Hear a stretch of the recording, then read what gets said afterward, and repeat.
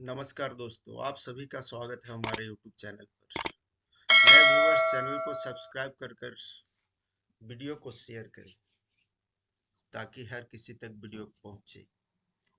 दोस्तों, गलती की सजा हो या कर्मों का फल हर किसी को भोगना पड़ता है, चाहे वह भगवान हो या आम मनुष्य। भगवान ब्रह्मा जी को भी कर्मों का फल भोगना पड़ा था। एक बार भगवान ब्रह्मा जी से कुछ गलती हो गई थी। यह घटना कुछ शिवलिंग से रिलेटेड है। भगवान शिव ने गुस्से में आकर ब्रह्मा जी का सर धड़ से अलग कर दिया था, जिसके चलते शंकर भगवान को ब्रह्म दोष लग गया था। ब्रह्मा जी का सर जो है भोलेनाथ के हाथ से चिपक गया था।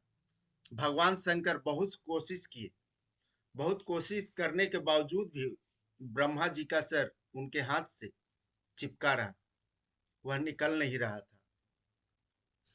भगवान शंकर ऐसे ही हाथों में ब्रह्मा का सर लेकर ब्रह्मांड में घूमते रहे, भटकते रहे औघड़ों की तरह।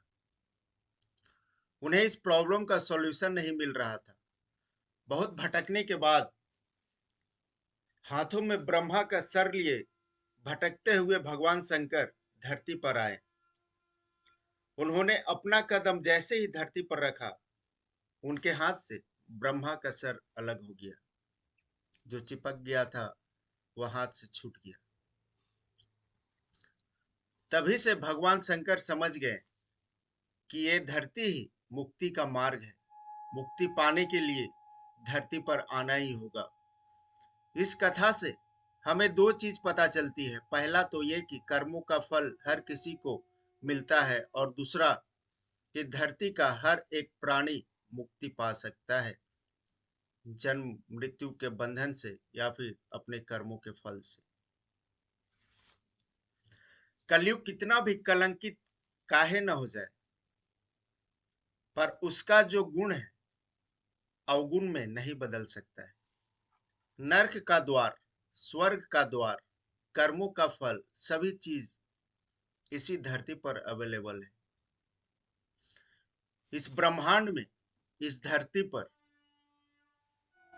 इस ब्रह्मांड में धरती एक सरसों के दाने के बराबर है, पर हमारी सोच ब्रह्मांड तक पहुंचती है या फिर उससे भी ऊपर ऊपर जाती है। तभी तो साइंटिस्ट आज ब्रह्मांड को लगभग 50% से भी ज्यादा समझ चुके हैं। यानी धरती से बड़ा हम मनुष्यों की सोच है। हम अपने मन की गति से एरोप्लेन से भी तेज कहीं भी जा सकते हैं, कहीं भी पहुंच सकते हैं, वह भी अपनी फिजिकल शरीर के साथ। ऐसा तो आपने सुना होगा कि योग और साधना के द्वारा मनुष्य कहीं भी पहुंच सकता है, लेकिन फिजिकली आप वहां तक पहुंच सकते हैं। सिर्फ हमें अपने सूक्ष्म शरीर को उस लेवल तक एक्टिव करना होगा। जब हम ध्यान करते हैं तो हम सारे आयाम को पार करते हुए हम अपने मन की गति को अपने अनुसार चलाते हैं, ब्रह्मांड की ऊर्जाओं का इस्तेमाल करते हैं, अपने शरीर की सारी चक्र एक्टिव कर लेते हैं। इसमें सावधानियां भी उतनी ही बरतनी पड़ती है, नहीं तो जिस आयाम तक पहुंचे होंगे आप वहीं के होकर रह जाएंगे। इंसान पगला जाता है। और यह कल की अवतार का कलयुग बड़ा पेचीदा है, इसे आपको समझना पड़ेगा। इस कलयुग में आपको सीखना पड़ेगा कि शत्रु का इस्तेमाल कैसे करें। इसमें इसी में बुद्धिमानी है।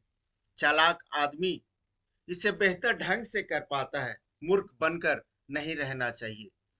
मूर्ख व्यक्ति अपने मित्र से भी ठगा जाता है। अपने इरादे को छिपाकर रखें कि आप क्या करने वाले हैं। सामने वाला सोच सोच के मर जाए, पगला जाए कि आखिर ये कर क्या रहा है, करना क्या चाहता है। चालाक का छवि आपको दूसरे के सामने नहीं बनाना है। अपनी जुबान पर ताला लगाकर रखना सीखें, कम बोलें, इससे आपकी एनर्जी भी बचेगी, आपका जीवन भी लंबा होगा। बहुत सारे फायदे होंगे। मिस्टेक हर इंसान करता है, तभी तो वह इंसान है, लेकिन बार बार नहीं, नहीं तो व्यक्ति मूर्ख हो जाता है, वह मूर्ख कहलाता है। कुछ नियम है, अगर आपको सफल होना है तो मानना ही पड़ेगा। आज के मनुष्य को जानी पहचानी चीजों को ही देखने की आदत सी हो गई है। यह कलयुग का प्रभाव है जो मनुष्यों की आंखों पर पट्टी बांध दिया है। इसमें सामने वाला जैसा आपके बारे में सोच रखता है, वैसा ही उसे सोचने दें। आप उसको यही सोचने पर मजबूर कर दें। आप ही अभी कलयुग का अंत समय चल रहा है। सारे ग्रह नक्षत्र टोटली एक्टिव हैं। वह हर संभव आपका साथ देंगी। सारे रास्ते खुल चुके हैं। पॉजिटिव और नेगेटिव दोनों एक्टिव हो चुकी हैं। दोनों ही ऊर्जाएं एक्टिव हैं।